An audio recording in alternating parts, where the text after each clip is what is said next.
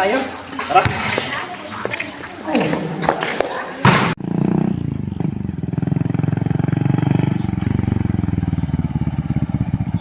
Magtambay muna tayo.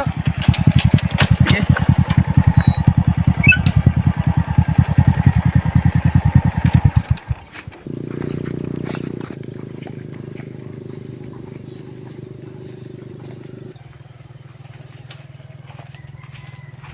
Upo tayo dito, pre.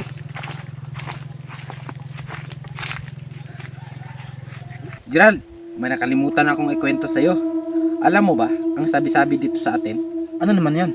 May nawawala daw mga bata dito sa lugar natin. Totoo ba yan, Harold? Oo, kilala mo ba si Mang Pedring? Oo, yung nag-aararo.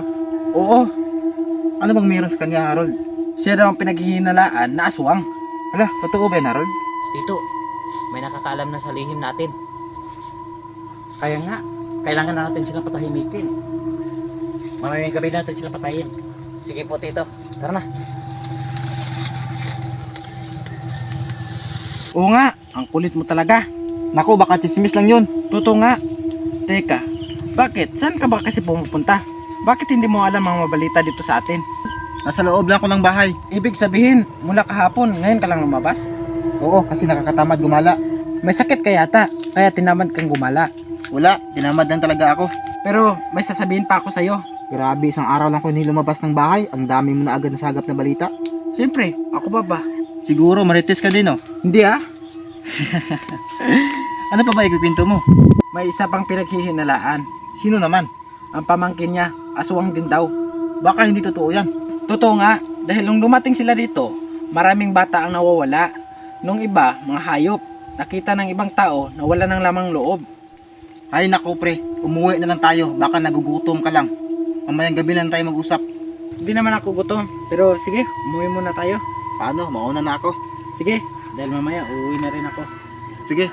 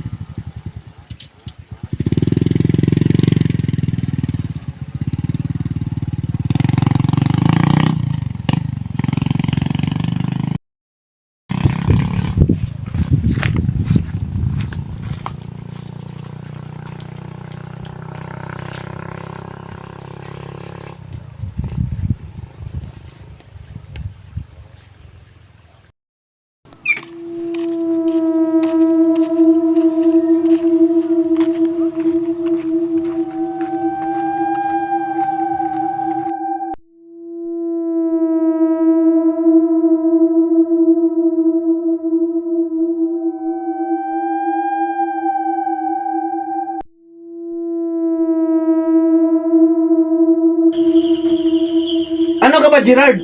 Kailan ka ba maghahanap ng trabaho? Tay, tinatabad pa po ako. Walang mangyayari sa buhay mo kung katamaran at tupagin mo. Tay, wag ka po mag-alala. Darating tayo dyan. Maghanap po ako ng trabaho. Kailan pa? Matanda na ako. Hindi ko na kaya magtrabaho. Ako lang lahat. Tulungan mo man ako. Magtrabaho ka naman. Ay nako, aalis po muna ako. Diyan ka na magaling. Pag sinirmunan kita, aalisan mo na ako. Sige tay, aalis po muna ako. Di ko na alam kung anong gagawin ko sa'yo. Puro na lang sermon, nakakasawa na.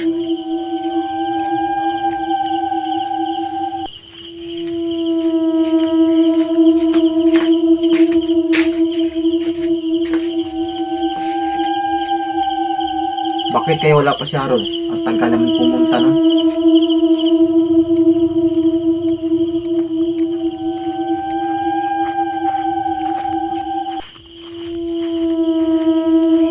Gerald, Himala, natagalan kaya yata pumunta. may ginagawa pa kasi ako sa bahay. Alam mo pre, gusto ko sana magtrabaho. Nakakaboring na walang ginagawa. Ako din naman, no? Kaso nakakatamad naman maghanap ng trabaho. Paano kung magkaroon ka na ng sariling pamilya? Tapos tamad ka maghanap ng trabaho.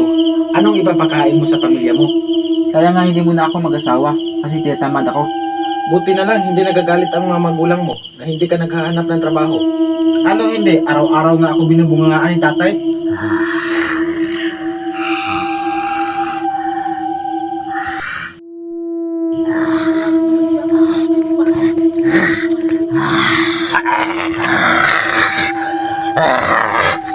Para hindi ka bubungangaan. Tamad ka kasi magtrabaho. Akala mo siya masipag. Parehas naman tayong tamad. Hoy, kahit papaano, kumikilos naman ako sa bahay. Kumikilos ka nga. May trabaho ka naman ba? Bukas, maghahanap ako ng trabaho. Maghahanap ka? Oo, Isama mo ako. akala ko ba tinatamad ka? Oo, narealize kong sinabi mo na kapag makapag-asawa ako, wala akong iba pakain. Buti na lang, na-realize mo. Salamat sa payo mo. Wala yun. Pre, alam mo ba? Nakita ko kanina yung apo ni Mang Pedring. Ang sama makatingin sa akin. Hala, baka nalaman na pinaghinalaan niyo sila ng aswang. Bakit? Hindi naman nila narinig ang pinag-uusapan natin kanina. Hala ka pre, baka aswangin ka nun. Huwag naman. Uwi na tayo. Sige.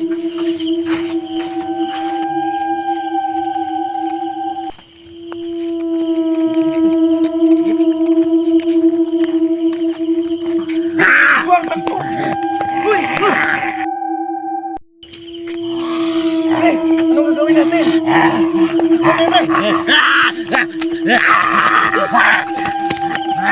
Kailangan natin magtago.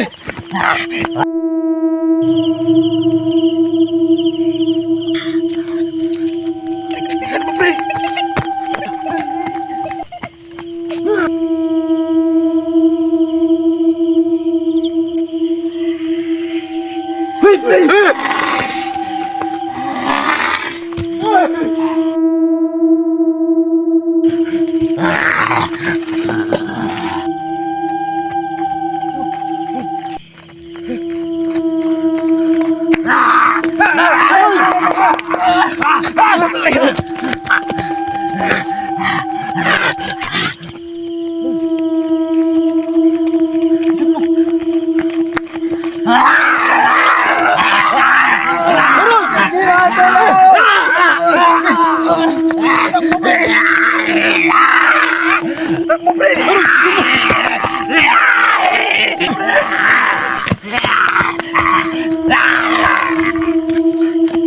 Arol, kailangan natin lumaban.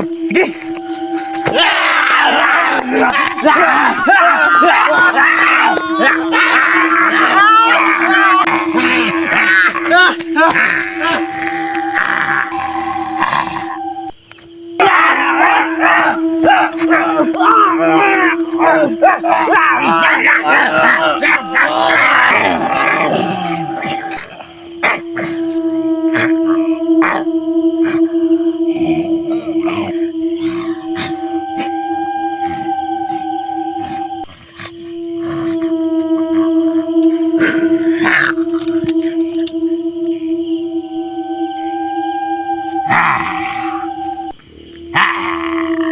Dapat kang mamatay.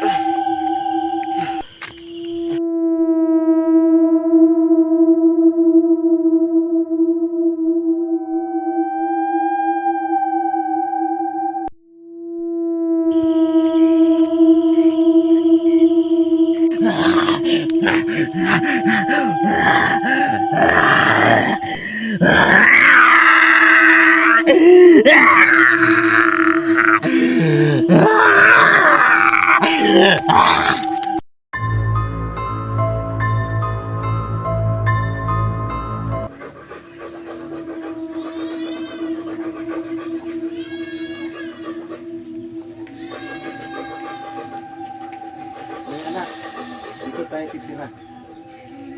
Tay, bakit dito tayo titira? Kaya nga po tay.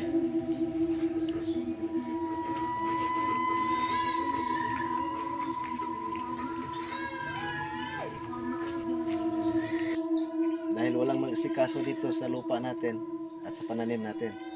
Tay, bakit ayaw mo na lang ibenta ang lupa at bahay?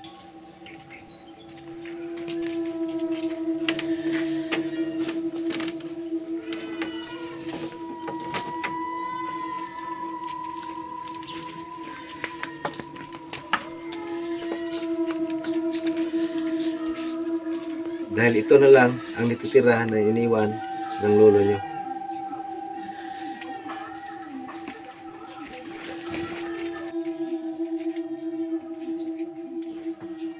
Pwede naman ibenta eh. At umuwi na lang tayo ng Maynila.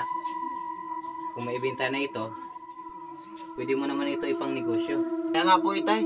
Kayong dalawa talaga. Mag-ayos lang kayo ng mga gamit. Sige po. Kuya, ito tayo. May mga gamit na pala dito sa tatay. Kaya nga po yan. Dami na. Bakit po, Nay? May bagong lipat pala dito sa lugar natin. Opo.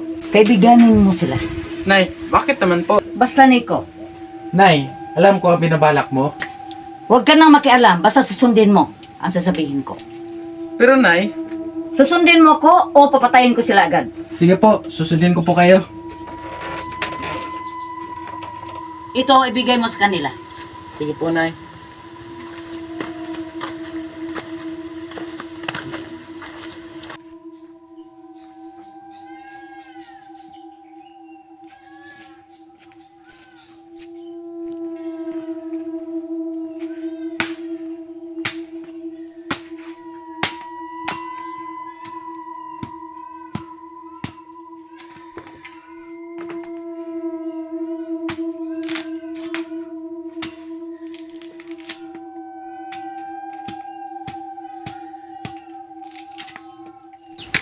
Opo.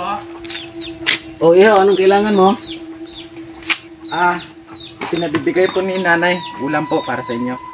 Ganun ba? Salamat. Ano nga pangalan mo? Nico po. Nico, tara na. Ipakilala kita sa mga anak ko. Sige po. Anak, tay.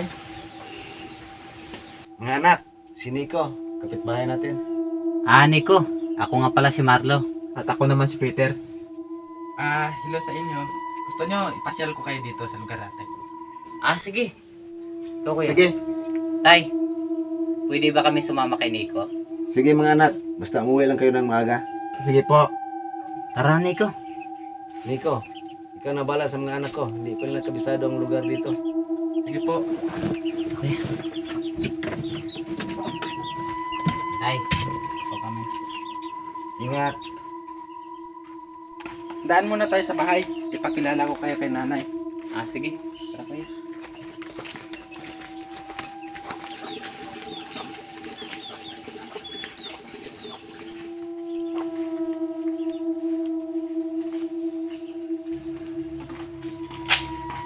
Nay, dito lang po kami. Nay, sila nga pala ang bagong lipat dito sa lugar natin. Oo. Ako nga pala si Marla. Hello po, Nanay Marla. Hello po. Galing kayo Manila. Opo. Pero dito daw kami titira. Sabi daw ni tatay. Ganun ba? Nay, aalis na po kami. Sige Nico. Siya nga pala, dumaan kayo dito mamaya. At dito na lang kayo makapunan. Sige po. Salamat. Sige, Nay. Sige.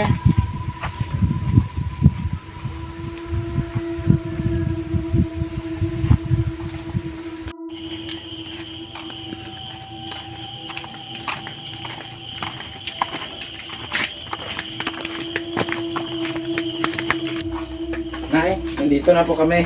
Mabuti naman at dumating na kayo. Pasok kayo. Magandang gabi po, Aling Marla. Magandang gabi po. Magandang gabi rin sa inyo. Nay, huwag mo na kaya ituloy ang balak mo.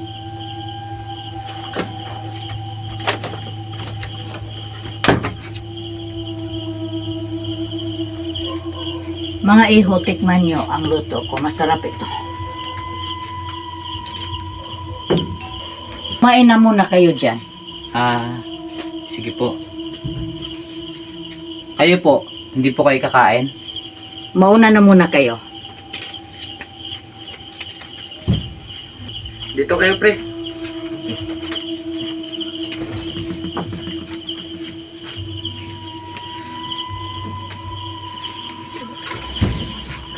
Nico, ikaw, sabayan mo na kami. Peter, Marlo, umalis na kayo dito. Bakit ba? Mamaya na. Sige na, bago pa mahuli ang lahat. Nico, kanina ka pa. Bakit gusto mo kaming paalisin? Delikado ang buhay nyo. Anong delikado? Tignan nyo ang ulam na kinakain nyo. Bakit may daliri ng tao dito? Aswang kami, kaya umalis na kayo dito. Aswang? Pero paano ka? Ako nang bahala sa nanay ko. Sige na, umalis na kayo dito dahil delikado kayo dito. Tara, Kuya. Diyan kayo duman. Sige, bilisan mo. Ikaw. Sige na, umalis na kayo. Bilisan mo.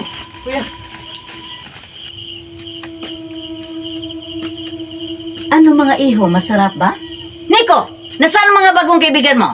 Pinaalis ko po, Nay. Mayroon ka! Anak ko naman kita! Nay, tama na po. Gusto ko po ng normal na buhay. Normal na buhay, kahit kailan, hindi magiging normal ang buhay mo dahil mga aswang tayo. Nay, tama na po. Papatayin kita! Sige, Nay. Patayin mo po ako.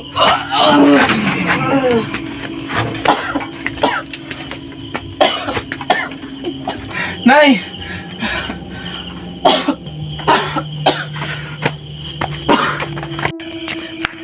Kuya, kailangan natin ito sabihin kay tatay. Sige, bilisan natin. Tara.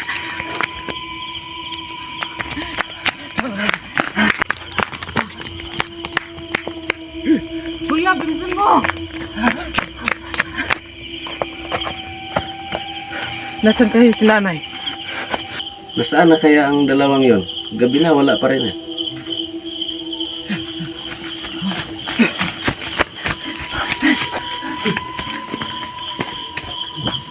Tay!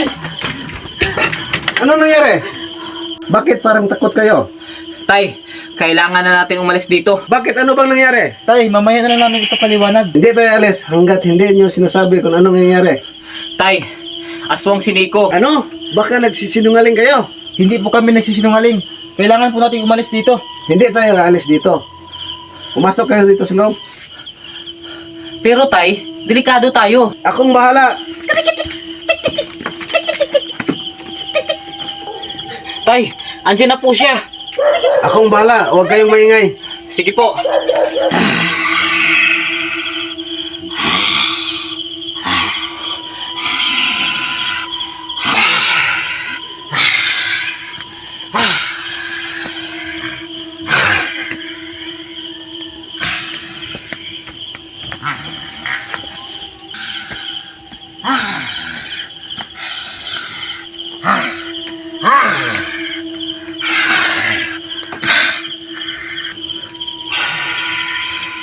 Tay, ano po ang gagawin natin?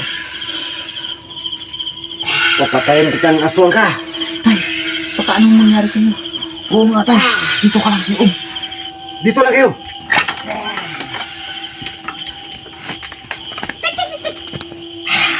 Patayin kitang aswang ka.